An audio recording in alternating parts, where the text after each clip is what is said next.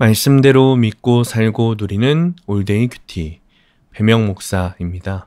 오늘 큐티 본문은 사사기 8장 1절에서 12절 말씀입니다.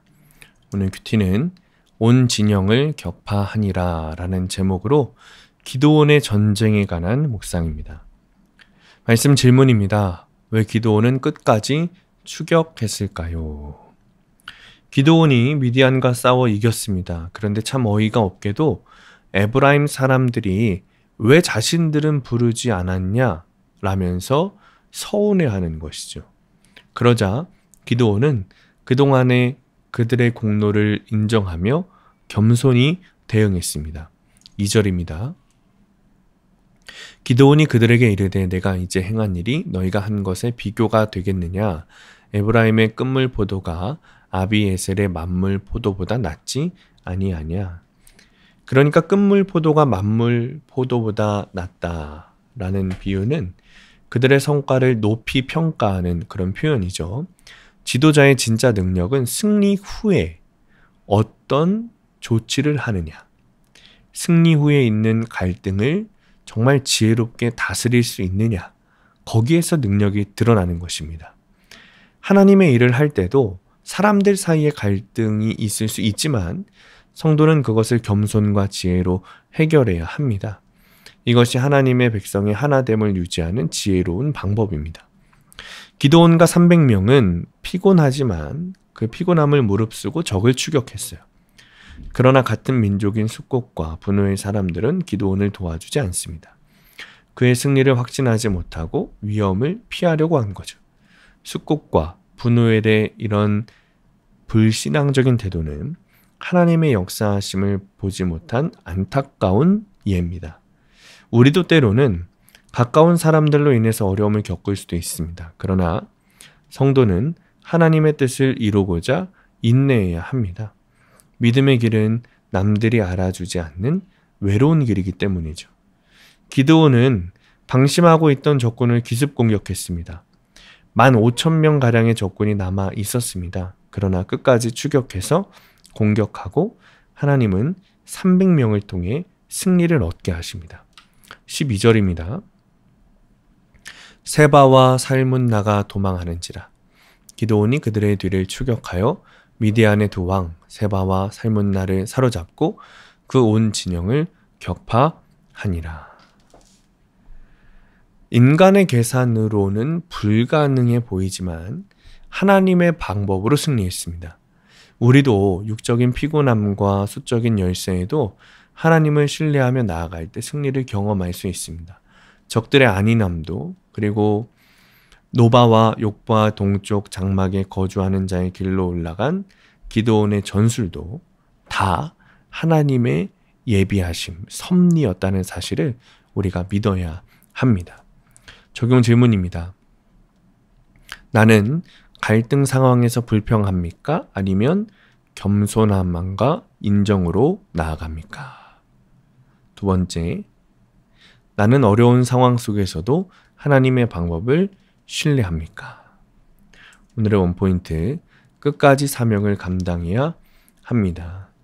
갈등 앞에서 지치지 말고 겸손히 주님을 바라보며 지혜를 구해야 합니다.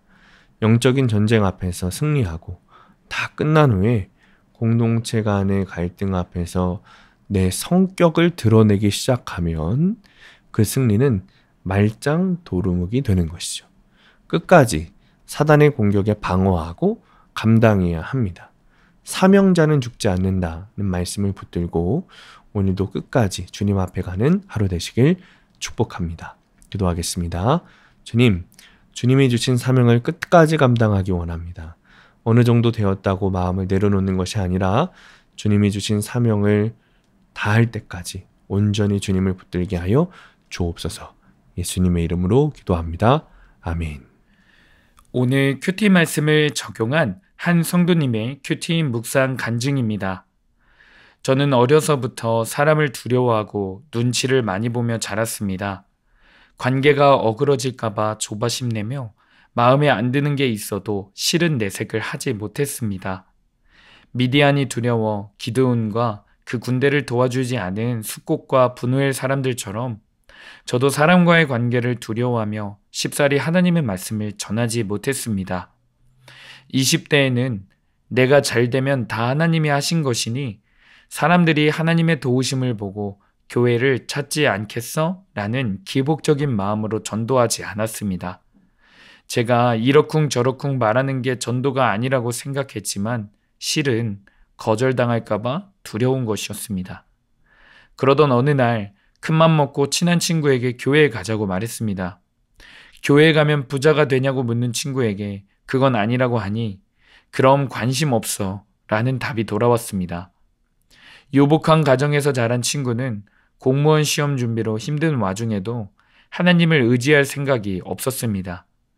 저는 그래도 나중에 힘든 일이 있으면 교회에 꼭 와 라고 했지만 그게 다였습니다. 40대가 된 지금 나이 들어 더욱 마음이 굳어진 친구들을 전도하기란 쉽지 않습니다. 복음을 전해야 함을 머리로는 알지만 실패가 두려워 아무것도 하지 않는 숫꽃과 분노의 사람들처럼 소심하게 행동하게 됩니다. 그런데 이보다 더 큰 문제는 믿지 않는 친구들의 구원에 대한 애통함이 없는 것입니다. 이것이 저의 죄입니다. 좋은 관계를 유지하려고 하다 보니 쓴소리를 못합니다. 구원을 확신하며 적을 끝까지 추격하여 온 진영을 격파한 기도원 같은 믿음이 없음을 회개합니다. 이제는 복음을 확신 있게 전하는 것이 생명을 구하는 일임을 믿고 말씀으로 저의 상처를 드러내 전도하겠습니다. 적용하기. 믿지 않는 친구에게 밥을 사주며 구원의 말씀을 전하겠습니다. 교회 소그룹 모임에서 거절에 대한 두려움을 솔직히 나누고 기도를 부탁하겠습니다. 오늘도 말씀대로 믿고 살고 누리는 성도님들 되시기를 축복합니다. 큐티와 신앙생활에 도움을 받기 원하시는 분은 네이버에서 수암감리교회를 검색하시거나 유튜브에서 수암감리교회를 검색하시면 도움받을 수 있습니다.